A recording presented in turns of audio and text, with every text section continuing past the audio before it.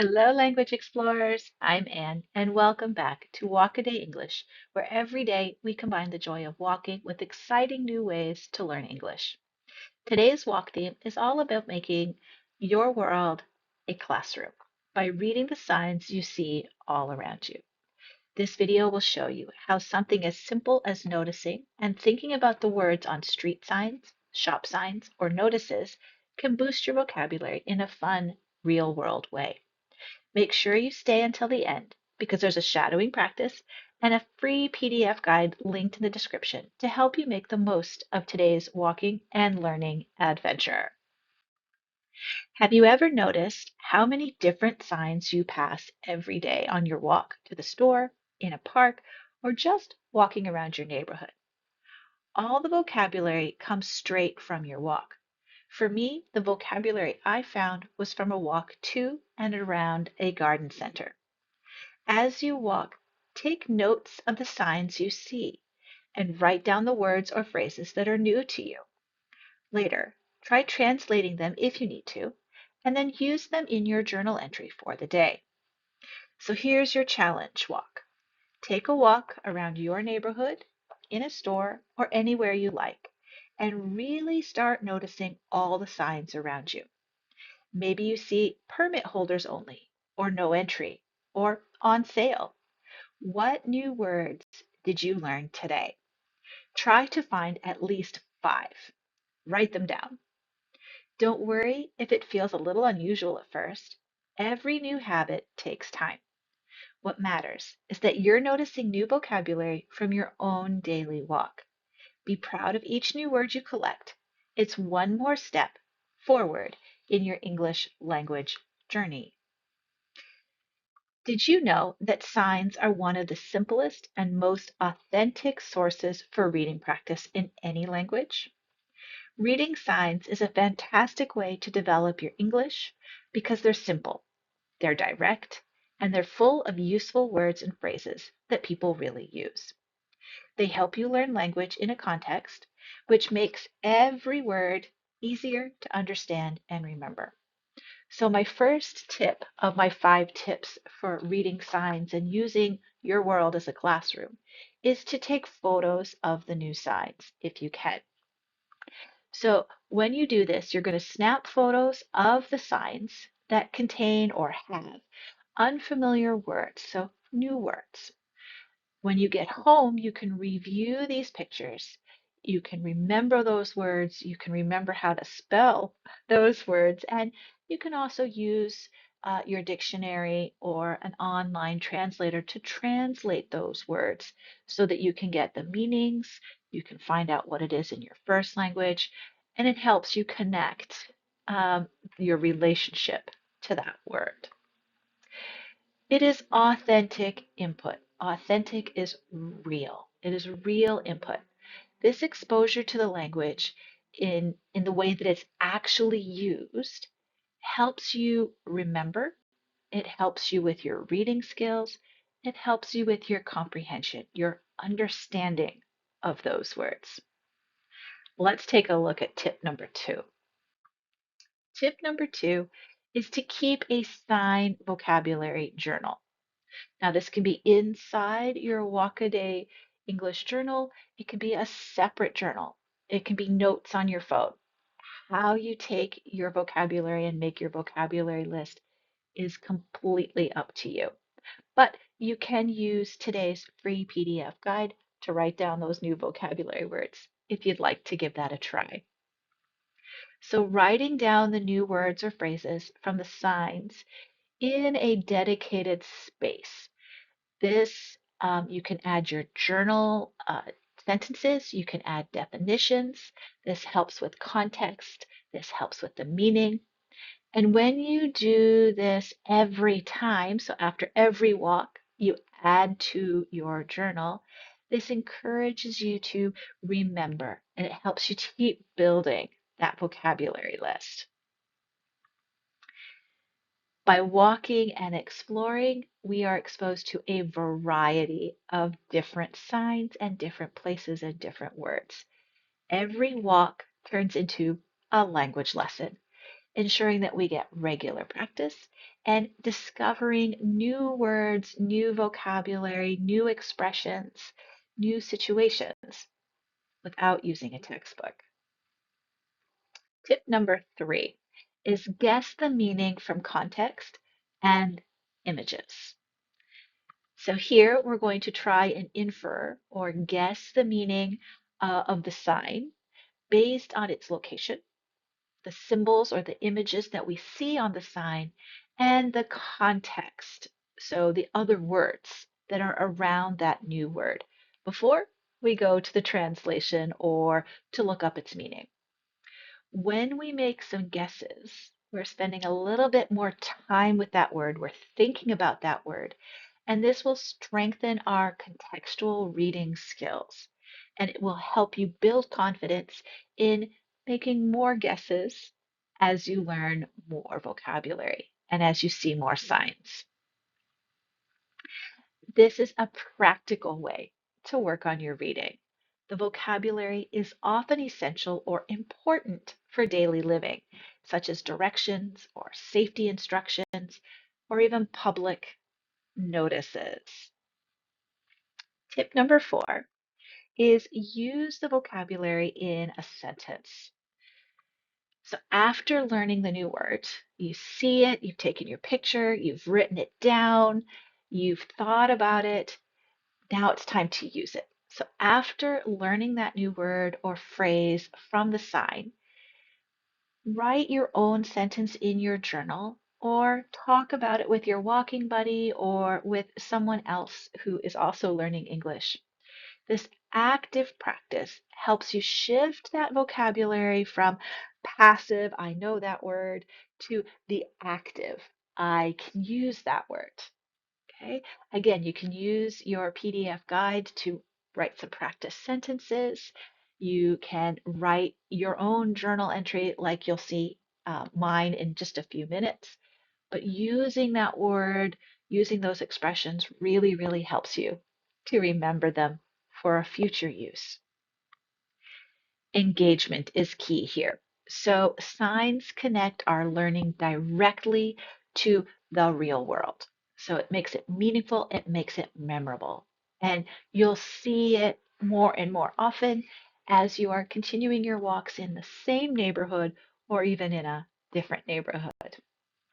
Now, my last tip for reading signs around you is this: say the signs out loud.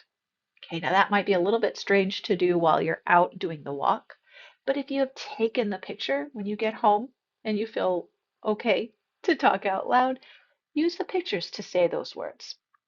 So reading signs aloud while walking or at home afterwards strengthens your pronunciation and your intonation, and it helps reinforce the word recognition, the remembering of that word, and through hearing it and through speaking it. So when our brain gets different ways of interacting with that word, not only seeing it and writing it, but also hearing and speaking, the brain will start to remember that a lot more quickly. So this helps with confidence. Using these 5 tips will help you feel more comfortable with unfamiliar text and using new vocabulary right away. So remember, every sign you see is a free mini English lesson. I love free, unless my husband's paying. All right. So it's a free mini English lesson. Your daily walk becomes a vocabulary hunt. Put some of your new sentences or ideas or words in the comments and show me what you found. I'd love to see your signs. I'd love to see your sentences. And this will help inspire others to do the same. You can download today's PDF guide. It's linked in the description below. All of this information and some journaling questions are there to guide you through the walk and through writing your own journal entry. Now, it's time for my favorite part. Let's practice speaking together. This is where I encourage you to practice your speaking by shadowing me. Shadowing is simply listening to what I say and then repeating it right after I say it, trying to match my pronunciation, speed, and intonation. It's a brilliant way to improve your speaking and your confidence. So, in the next step, I'm going to read to you my journal entry from my walk at looking at signs. I will pause after each sentence, so that gives you a chance to pause and practice, pause and go back, whatever you need to do to feel comfortable in sounding like me with that same rhythm and intonation. The more you do it, your brain and your mouth will get used to hearing and understanding and practicing all of these sentences and sounds. Are you ready? Let's go. After lunch, I decided to take a walk through the garden center and then walk home. This garden center is seasonal. They sell all sorts of plants and tools for gardening and plant care. The first part of the sign about vegetables and herbs didn't match the products underneath. The flowers are much more colorful and attractive than vegetable and herb plants. The vegetables pictured in the sign are tomatoes, yellow and green peppers, green onions, and cauliflower. Herbs are not pictured here, but include basil and mint. Sod is rooted grass with thin layer of soil. Sod is usually sold in rolls.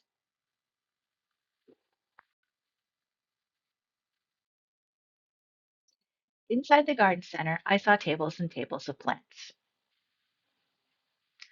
I also saw watering cans and containers of fertilizer. There are two signs that let me know what kinds of plants I was looking at. Perennials are plants and flowers that come back year after year. I don't need to replant them. The sign shows a leaf of a hosta. The other is ground cover plants. These are also perennial, and they are short and spread out to cover the ground. The sign shows hen and chicks. This area had shrubs. For most people, shrubs and bushes are the same. They are like small trees. Hydrangeas are pictured in the sign.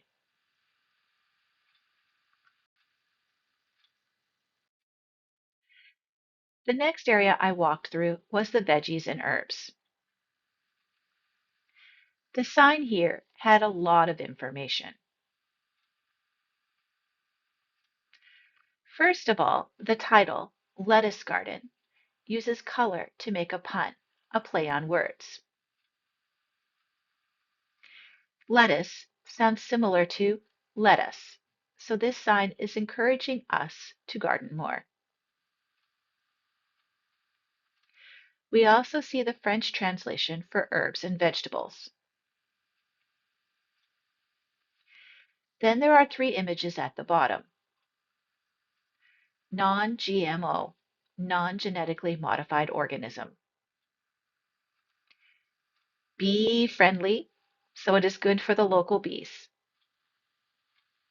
And a recycle sign with the word pot. You can recycle the container the plant came in. This last area had multiple small signs. There are signs on the pots describing the plant and its care. There is a big yellow sunshine to let us know these plants need full sun. Finally, there is a sale sign to let us know these plants are 20% off. So, are you ready to get started? All you need are your eyes, a notebook, and a little curiosity. Don't forget to download the free PDF guide in the description below, and then take a walk. Write your journal and enjoy learning English with every step. Happy walking, and I can't wait to see you out there on your vocabulary adventure.